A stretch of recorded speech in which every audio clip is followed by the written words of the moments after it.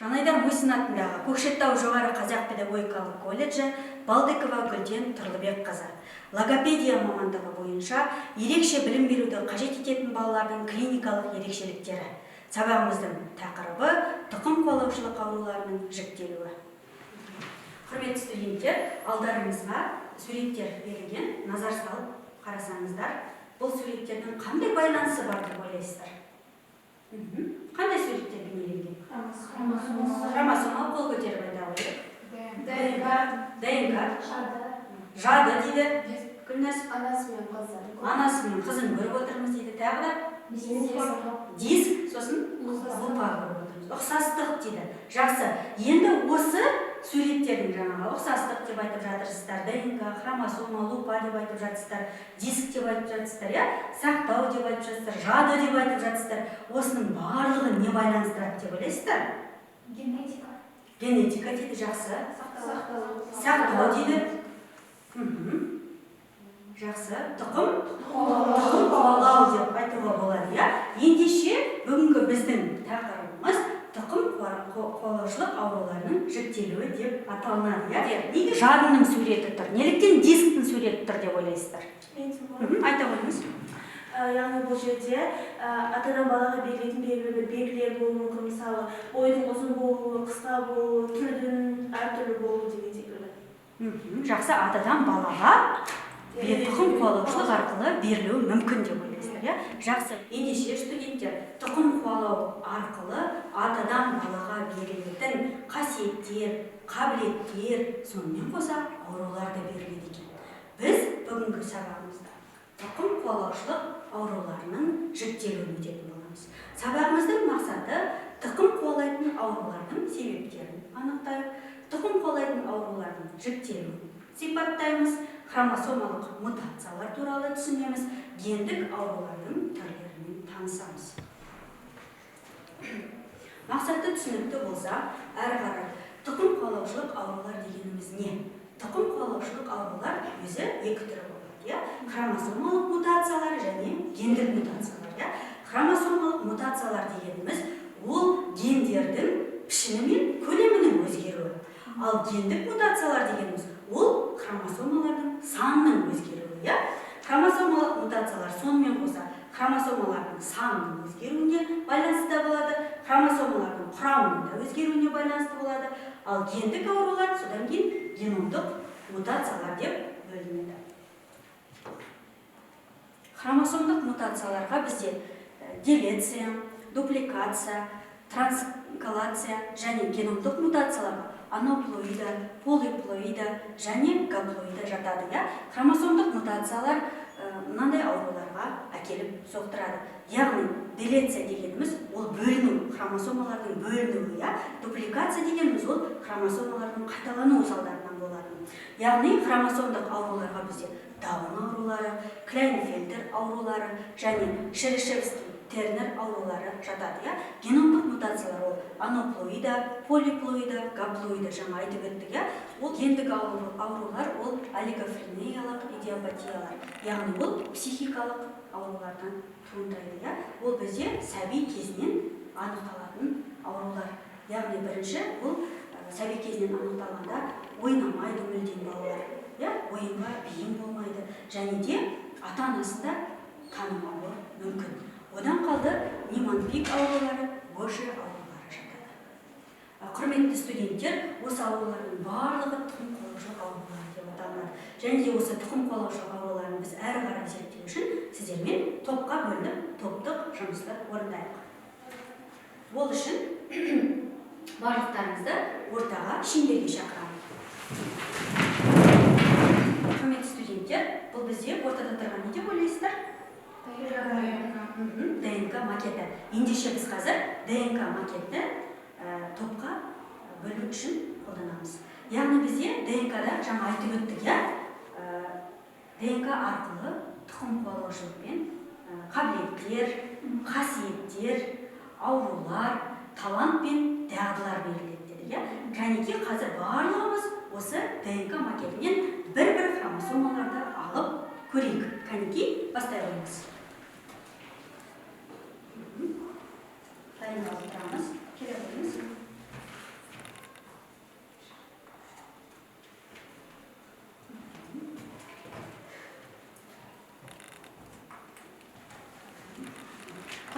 студенттер, біз қазір сіздермен ДНК әдісі арқылы 3 топқа бөліндік.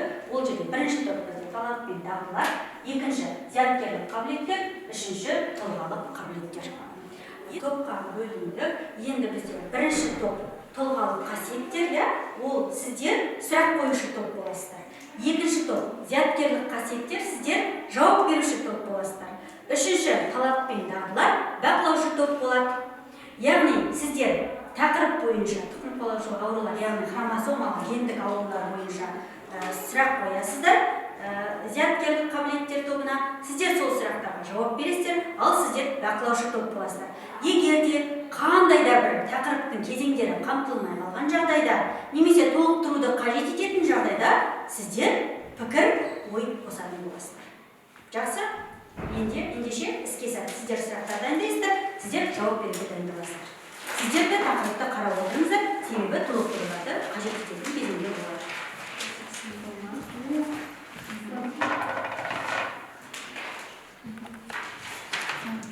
Ал студенттер, дайынбыз ба? Уақыт өтті. Кім қояды? Сұрақ қоюшы топ. Жақсы, білінесі. Бірінші сұрақ. Клейнфельтер синдромының жыныс хромосомалары қалай өзгереді? Атап берсін. Мен жауап берсем оған. Жалпы қалыпты адамның хромосома саны ол негізінен 46 хромосома болады. Ал осы Клейнфельтер синдромында адамның хромосома саны 47-48 хромосома болады. Жақсы, білінесі. Жауабыңыз қабылданды. Енді талант пен дағдылар бақылаушы топтың жауабы Бәйге сағымыз бар. Клейнфельтер жаңағы дұрыс айтады, 46 хромосома болғандықтан, жаңағы бір хромосома қосылғандықтан, ол 47 хромосомадан көбінесе ер адамдарда кездесіп жатады. Және олардың дене сипаты ұзын, арық келген, аяқ-қолдары ұзынша, және жаңағы гендік сипатында өзгерістер болып жатады. Жақсы, рахмет. Тұлғалық қасиеттер тобының екінші сұрағына кезек берсек. Меруерт. Даун синдромының басты белгілерін айтып кетсеңіздер. Зияткерлік қабілеттер тобы жауаптарыңыз дайын ба? Зарина, келе қойыңыз. Қалыпты адамдарда 46 хромосома болса, Даун синдромына шалдыққан адамдарда 47 хромосома болады. Яғни олардың сыртқы келбеттері бастары үлкен, көздері бір-біріне жақын орналасқан және денелері жұмсақ болып келеді. Өте жақсы, рахмет. Ал бақылаушы топтың алып қосары бар ма екен? Толықтырып айтты ма? Нұрай? Ақылы кемістігімен туа біткен аурулар болады, және баланың бет әлпеті ерекше болады, және де денелері жұмсақ болады. Студенттер, сабағымыздың барысында мен сіздерге бағалау парақтарын тарататын боламын. Бағалау парақтарына студенттің аты жөнін деген жерге өздеріңіздің аты жөндеріңізді жазасыздар, және де бізде бүгінгі сабағымызда болатын топтық жұмыс, жұптық жұмыс, жеке жұмыс кезінде өздеріңізді бағалап отырасыздар. Яғни топтық жұмыс кезінде бірінші жаңағы топ спикері бағалайды сіздер үшін, содан кейін өздеріңізді бағалайсыздар, оқытушы бағалайды және сабағымыздың соңында жиынтық бағалар қойылады. Қазір мен сіздерге таратып беремін. Таратқан карточкаларға аты жөндеріңізді жазып қойсаңыздар. Ал студенттер, біз жаңағы сұрақ қоюшы, жауап беруші, бақылаушы топ болып, бірінші топтық жұмыс тапсырмаларын өте жақсы орындадық. Әсіресе Даун, Клейнфельтер ауруларын толықтай жаңағыдай зерделеп өттік деп ойлаймын. Енді топтық жұмысымыздың екінші тапсырмасы ол Тарсия әдісі болмақ. Топтық жұмыс бойынша қазір мен сіздерге Тарсия әдісі арқылы 3 топқа 3 тапсырма беремін. Топ спикерлерін ортаға шақырсам. Көрмесіп, Айша және Гүлфариза қала қойыңыздар. Орнымызға отырамыз. Ал қазір спикерлеріңіз әкелген конверттеріңізді ашсаңыздар, бүгінгі тұқым қуалаушылық аурулардың жүктелуі бойынша екінші топтық жұмысты орындайық. Ашамыз. Бұл жерде сіздерге жауаптар мен сұрақтар белгіленген. Бізде белгілі бір фигура шығу керек. Кәнекей, бірінші сұрақтарын оқып алып, жауаптарын бір-бірімен сәйкестендіре қояйық. Ал енді студенттер, біз Тарсия әдісі арқылы өте жақсы жұмыс жасадыңыздар, өте дұрыс жауап бердіңіздер. Енді қазір алдарыңызға бағалау парақтарын алып, топтық жұмысты бағаласаңыздар. Барлық топты топ спикері бағалап шығады және өз-өзіңізді бағалай қойдық. Кәнекей топ спикерлары бағалау парақтарын жинап алып бағалай қойсаңыздар. Топ спикерлер бағалап болса, сөзін бағаладық па? Өте жақсы. Енді әрі қарай қылаушылық ауруларының жіктелуіне келетін болса, ол бізде аутосомды доминантты бұзылулар, екіншіден аутосомды рецессивті бұзылулар, X-пен байланысты доминантты бұзылулар, X-пен байланысты рецессивті бұзылулар болып бөлінеді және Y-пен байланысты бұзылулар. Сонымен қатар көп факторлы бұзылулар болып бөлінеді. Яғни осы бұзылулардың салдарынан анемия және де Марфин синдромы, Даун синдромы, одан кейін Д дәрумені жетіспеушілік ауруы, яғни рахит аурулары пайда болады. Енді әрі қарай зерделеу үшін сіздермен жұптық жұмыс орындайық. Яғни бұл жұптық жұмысты біз семантикалық карта арқылы орындаймыз. Яғни сіздерге терминдер берілген, сол терминдерді өзара сипаттамамен сәйкестендіреміз. Ал кәнекей жұмысты орындасақ. Жоғарыда айтып өткеніміздей тұқым қуалаушылық аурулары хромосомалық мутациялар және гендік мутацияларға бөлінеді. Ал хромосомалық мутациялар мен гендік мутациялар өз алдына топтарға бөлінеді. Сіздерге алдарыңызға берілген жұптық жұмыста осы хромосомалық және гендік топтар белгіленген. Кәнекей сипаттамасымен сәйкестендірдік па? Нұрай мен Айша, кәнекей Айшаның тобы. Хромосома қысқа болады.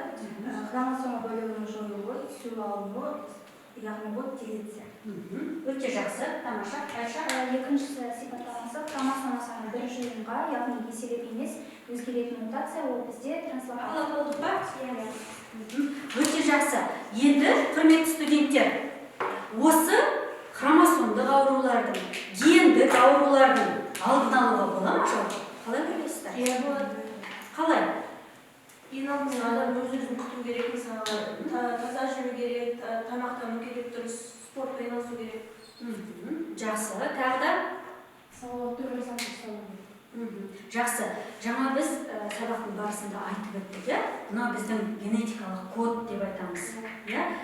Хромосомалар дейміз. Ол барлығы атадан балаға беріліп отыратын гендік факторлар. Яғни ол жерде бізде жаңа айтты қабілеттер, қасиеттер сонымен қоса аурулар да беріледі екен. Және де біздің күнделікті өзіміздің бойымызда қалыптастыратын дағдылар да беріледі екен. Мысалы біз өзіміз спортпен айналысып, немесе кітап оқығанды жақсы көрсек, оны біз дағдымызға айналдырсақ, келесі біздің ұрпағымызға да дәл осы қасиеттер берілуі мүмкін. Бірақ ДНК-ның бір ерекше бір қасиеті ол таңдай алмайды екен, таңдау жасай алмайды. Мысалы, ал бұл ауру, мен бұны таңдамайым деп айта алмайды. Өзінің бойына, адамның бойына қалыптасқан қабілеттер, қасиеттер, дағдылардың барлығын сіңіріп алады.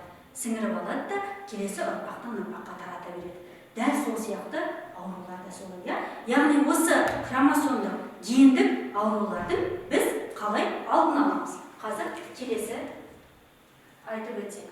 ДНК зақымдануының алдын алуға көмектесетін бірнеше стратегиялармен таныстырғым келеді. Ол бізде зиянды химиялық заттардың әсерін болдырмау, екінші ультракүлгін сәулелерінен қорғау, белсенді болу және салауатты өмір салтын сақтау. Жаңа сіздер айтып өттіңіздер, дұрыс айтасыздар. Келесі радиация әсерін болдырмау. Зиянды әсерді болдырмау деген бұны қалай түсінеміз? Тез айтып өтсек. Түрлі дәрі-дәрмек препараттар қолдану мақсатында және түрлі сыртқы факторларға химикаттар қолдану. Өте жақсы. Көптеген ішімдік, алкоголь, есірткі деген сияқты, шылым деген сияқты зиянды әрекеттерді. Жақсы. Ультракүлгін сәулелерін кім айтып өтеді? Әрқашанда күннің көзінен сақтанып жүруіміз керек. Ал бізде радиация әсерін болдырмау дегенді қалай түсіндік? Жаңағы біз қолданатын мысалы гаджеттер, осы телефондар бізге кішкене болса да өзінің радиациясын береді. Көрінбейді ультракүлгін сәулелерінен Сақтануымыз керек. Біз дәрігерге барған кезде МРТ-ға түсеміз, иә, ультрафиолеттің жаңағы тексерулерге түсеміз, оның барлығы медициналық көрсеткіштерге сай болу керек, иә. Одан артық дәрігердің артық белгілеп бергеннен түсінуге болмайды. Яғни біз дұрыс тамақтанып, салауатты өмір салтын сақтап, иә, өз-өзімізді қорғап, дұрыс жүретін болсақ, біз ондай ауруларға шалдықпаймыз. Жақсы. Студенттер, енді әрі қарай сіздермен жеке жұмыс орындаймыз. Яғни біз мультимедиалық технологиялар боулинг әдісін қолданамыз. Қазір біз кезекпен шыға қойсақ. Кім шығамын дейді? Гүлнәсіп, келе қойыңыз.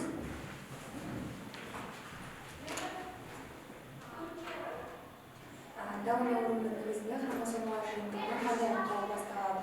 21 жылдың трисомиясы. Жарайсыз, өте жақсы. Келесі. Даун синдромы кезінде зиядамның деңгейі қаншалықты болады? Бұл жерде идиотия болады. Өте жақсы. Келесі. Жақсы студенттер, біз жеке жұмысты да боулинг әдісі арқылы өте жақсы қарастырып өттік. Сіздер бүгінгі сабақтан алған білімдеріңізді жеке жұмыс кезінде көрсете білдіңіздер. Енді бағалау парақтарыңызға өздеріңізге белгілеп қойсаңыздар. Студенттер, бүгін мінекей өзіме көршімен әдісі арқылы кері байланыс жасағым келіп отыр. Бір-бірден мынау тұрған топтарды ала қойсаңыздар.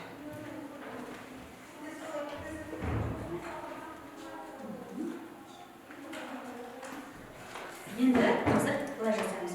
Өзіме деген кезде қолымызды жоғары көтереміз. Көршіме деген кезде оң қолымызбен көршімізге допты ұсынамыз. Кеттік. Өзіме, бәріміз бірге айтамыз. Өзіме, көршіме.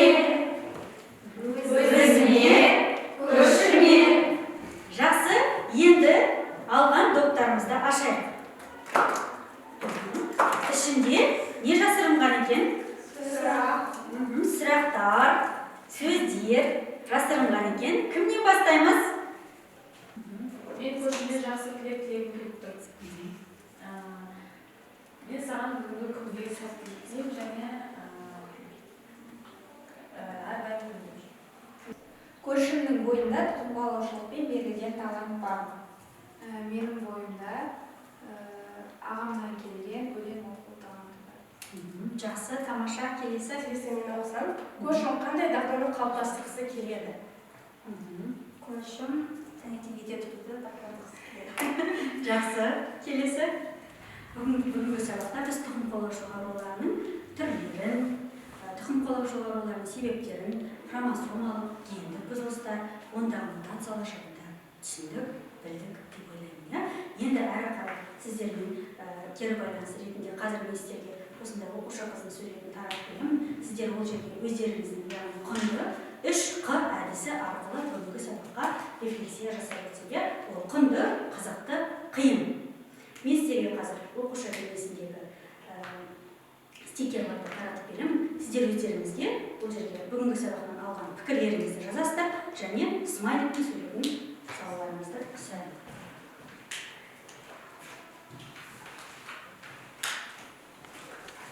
3Q әдісі арқылы кері байланыс жасауға дайынбыз ба? Кім шығамын дейді? Айша? Мен үшін бұл тақырып қиын болды. Себебі тұқымқуалаушылық тақырыбы ол өте үлкен ауқымды тақырыптардың бірі. Жақсы. Келесі. Маған бүгінгі сабақ өте қызықты болды. Құнды мәліметтер алдым өзіме және де сабақтағы ерекше әдістер қатты ұнады. Рахмет. Келесі Фарида. Жақсы, құрметті студенттер, енді біз осы сабақтан тұқымқуалаушылық аурулардың жіктелуін білдік. Қалай жіктелінеді екен? Кім айтып береді? Гендік және хромосомалық аурулар болады екен. Оның ішінде біз қандай ауруларға тоқталып өттік? Даун синдромы, Феттер синдромы, Шершевский тренер синдромы атап өттік. Өте жақсы. Бүгінгі сабақты меңгердік және мақсатымызға жеттік деп ойлаймын. Сабаққа қатысқандарыңызға көптен көп рахмет.